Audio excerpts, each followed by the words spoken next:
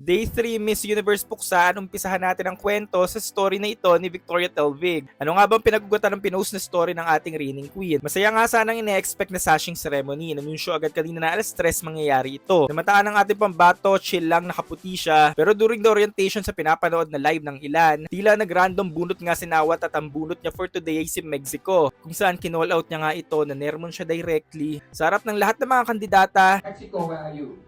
You're not going to post everything about Thailand, about every article, about our own activities, is it true? Na bakit nga ba daw hindi siya nagpo-post about sa bansang Thailand?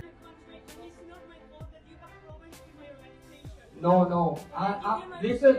Listen. You must. Siyempre pinaglaban ni Mexico ang sarili niya and explain niya ito, pero ang uncle niyo nga in-insist na baka nga daw kasi sa conflict ng Thai organization at of Mexican local organization. And during that time, uncle chose violence dahil obviously na-humiliate niya nga ang Mexican queen. Our director did is not respectful.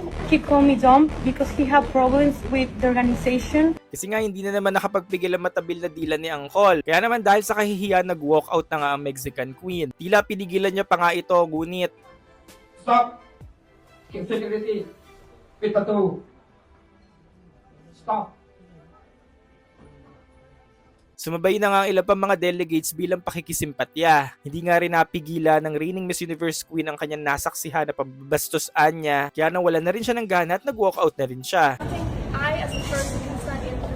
That's why I'm taking my call and I'm going. Oh my God! At ang chika uuwi na nga lang daw ito at hindi naatid ng coronation night. Kaya naman this day, day 3 na naig nga ang women empowerment. At ayon sa mga source, hindi daw kasama sa mga nag-walkout ang ating pambato. Noon siya may ang inaantay na sashing ceremony. So what do you think mga pageant fans? Suportado nyo ba ang Mexican Queen? Suportado nyo din ba ang bold move ni Victoria? At kung lahat nga mag-walk out, edi Vina will win. What are your thoughts? Comment below.